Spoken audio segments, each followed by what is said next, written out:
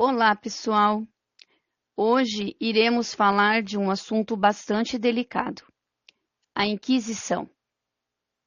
Como estamos trabalhando com a reforma religiosa, precisamos entender os motivos que levaram a esta mudança na vinda de cristãos que discordavam das atitudes e ações do clero. É importante que você compreenda que não existe bom ou mal neste contexto. A forma de como aconteceu compete ao momento da história e às pessoas que viveram. A nós, o de conhecer fatos que levaram às reformas religiosas. Vários foram os fatores que levaram a Igreja a tomar atitudes cruéis diante do seu rebanho. O surgimento de outras crenças religiosas é uma delas, levando o temor de perder fiéis para religiões que estavam se expandindo devido às navegações em outros continentes. A busca por novos fiéis, na qual a Igreja cristã considerava herege os muçulmanos, judeus, povos indígenas na América que tinham a sua cultura, religião, a Igreja entendia que eles precisavam de apoio cristão. Se inicia, assim, um processo de arrebanhamento espiritual. Nem que para isso a Igreja precisasse matar. Esse período da história ficou marcado pela Santa Inquisição. O que começou com a intenção de conter a perda de poder pela Igreja Católica passou a ser um negócio muito lucrativo. No início, o Tribunal da Inquisição condenava os suspeitos à tortura. Depois de um tempo, passa a confiscar os bens do mesmo, acusando-o de heresia. Geralmente, a autoridade dos inquisidores tinha o apoio do governo para a realização dos processos que determinavam a culpa do acusado. Também chamada de Santo Ofício, essa instituição era formada pelos tribunais da Igreja Católica, que perseguiam, julgavam e puniam pessoas acusadas de se desviar de suas normas de conduta. Ela teve duas versões: a medieval, nos séculos XIII e XIV, e a mais feroz, a Inquisição moderna, concentrada nos países de Portugal e Espanha, que durou entre os séculos XV aos séculos XIX. Tudo começou no ano de 1231, quando o Papa Gregório IX, preocupado com o crescimento de seitas religiosas, cria um órgão especial para investigar os suspeitos de heresia. Qualquer um que professasse práticas diferentes daquelas não reconhecidas como cristãs era considerado herege. Atuando na Itália, na França, na Alemanha e em Portugal, a Inquisição medieval tinha penas mais brandas. A mais comum era a excomunhão. Embora a tortura já fosse autorizada pelo Papa para arrancar confissões desde 1252. Mas em 1478, ela retorna com força na Espanha. Desta vez, os alvos foram os judeus e os cristãos novos, como eram chamados, de recém-convertidos ao catolicismo. acusados de continuarem praticando o judaísmo secretamente. A justificativa desse retorno da Inquisição era a necessidade de fiscalizar a fidelidade desses conversos. A verdade é que esses grupos mencionados formavam uma poderosa burguesia urbana que trabalhava os interesses da nobreza e do alto clero eram interessados no dinheiro deles. O apoio dos reis logo aumentou o poder do Santo Ofício, que, para piorar, passou a considerar como qualquer heresia ou ofensa à fé e aos costumes. Por exemplo, quem usasse toalhas limpas no começo do sábado ou não comesse carne de porco era acusado de judaísmo. A lista de perseguidos inclui os protestantes, iluministas, homossexuais e bígamos. As punições tornaram-se bem mais pesadas com a instituição da morte na fogueira, da prisão perpétua e do confisco de bens aos que eram investigados de desvio da religião cristã, transformando a Inquisição uma atividade altamente rentável para os cofres da Igreja. A crueldade dos inquisidores era tamanha que o próprio Papa chegou a pedir aos espanhóis que contivessem o banho de sangue.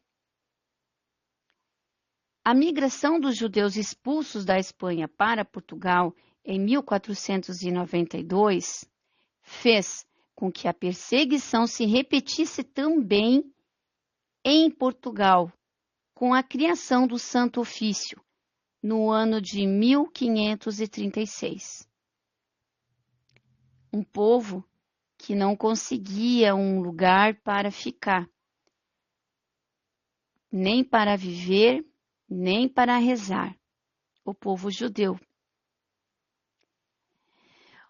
Um grupo de perseguido na Inquisição foi as mulheres.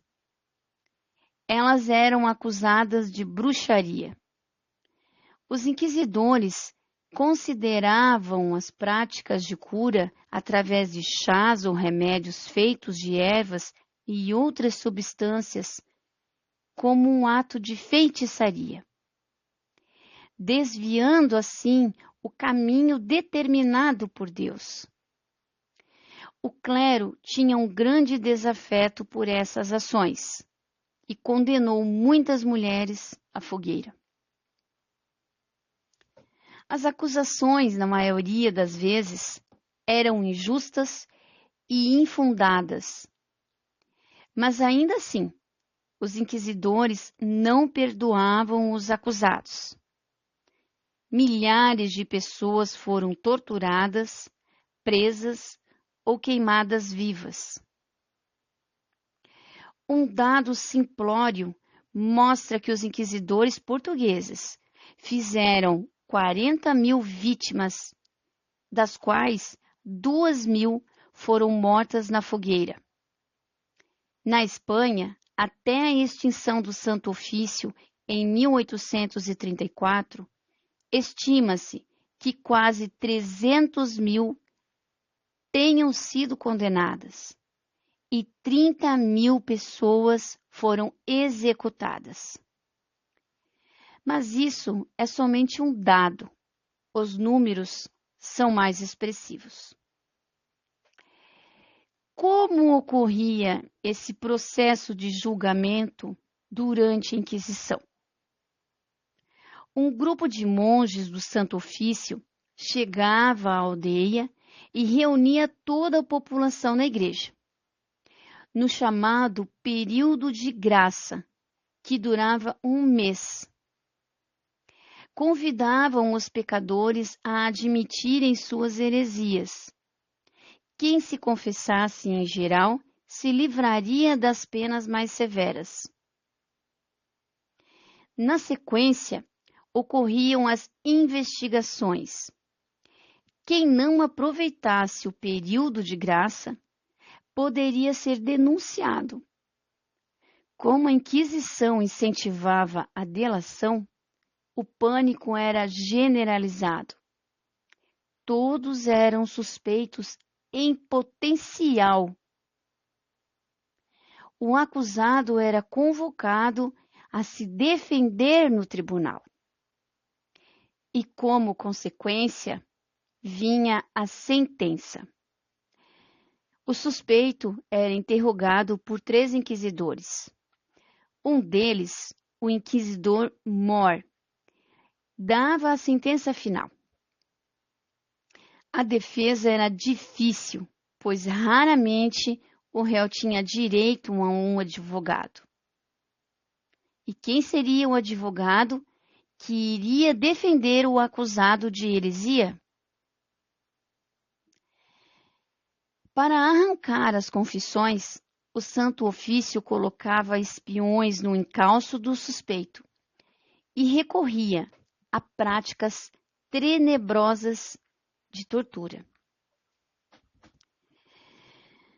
É muito importante ressaltar que, para aqueles que observam a prática das torturas ao longo da história da Inquisição, parece bastante óbvio a você concluir que tal prática simplesmente se manifestava através dos demandos e das crueldades do clérigo envolvido.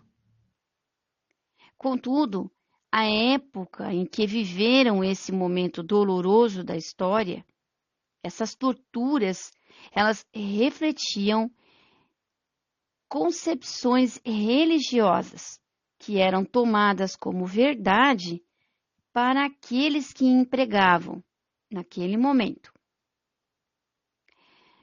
O inquisidor Mor variava a crueldade dos castigos conforme a heresia. Os mais leves incluíam deixar o acusado acorrentado, sem comer nem dormir por vários dias. Mas o relato histórico registra outros bem mais dolorosos. E para amedrontar os acusados, os carrascos faziam uma demonstração de como funcionava estes dispositivos de tortura. Irei apresentar alguns exemplos de instrumentos de tortura empregados pela Igreja. O potro era uma das torturas mais conhecidas pelos porões da Santa Inquisição. Nesse método, o réu era deitado em uma cama feita de ripa e tinha seus membros amarrados com cordas. Usando uma haste de metal ou madeira, uma corda amarrada era enrolada até ferir o acusado. Por conta dos vergões e cicatrizes deixadas por esse tipo de tortura, os inquisidores realizavam algumas semanas antes da conclusão final do processo, que seria seguido de morte. O mais temido instrumento de tortura era a roda. Nesse momento, a vítima tinha seu corpo preso à parte externa de uma roda posicionada embaixo de um braseiro. O torturado ia sofrendo com o calor e as queimaduras que se formavam na medida que a roda era desenrolada na direção do fogo. Em algumas versões, o fogo era substituído por ferros pontiagudos que laceravam o acusado. Os inquisidores alemães e ingleses foram os que mais empregavam tal método de confissão. No pêndulo, o acusado tinha as canelas e pulsos amarrados a cordas integradas a um sistema de roldana. Depois disso, seu corpo era suspenso até certa altura, solto e bruscamente segurado.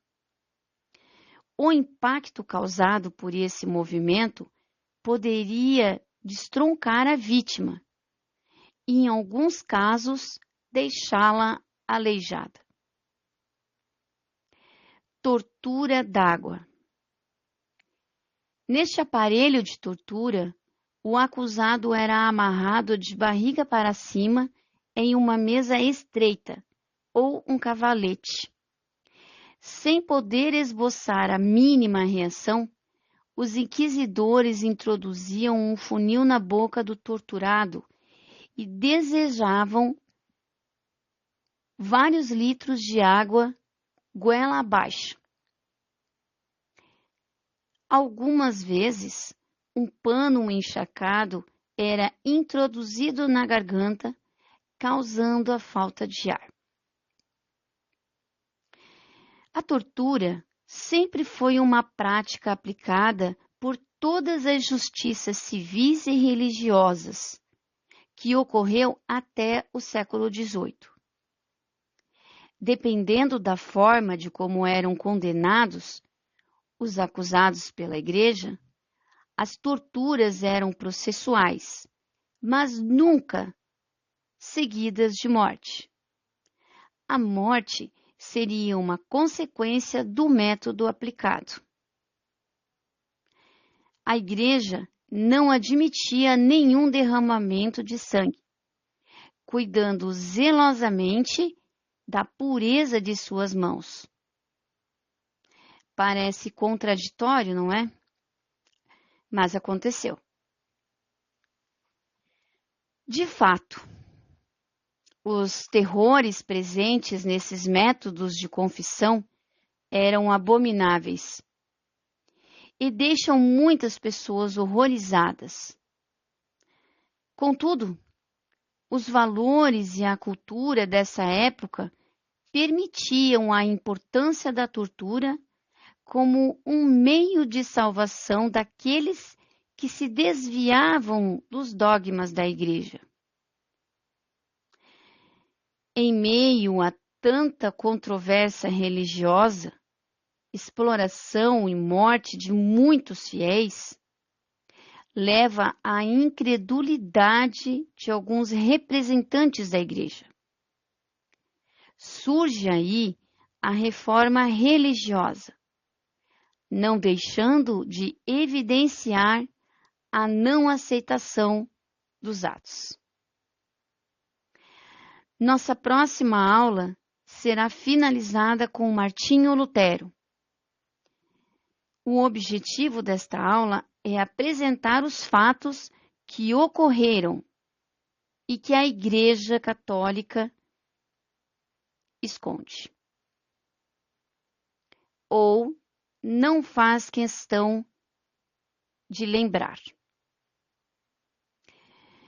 Não esqueça de curtir e deixar o seu comentário aqui nos Caminhos da História.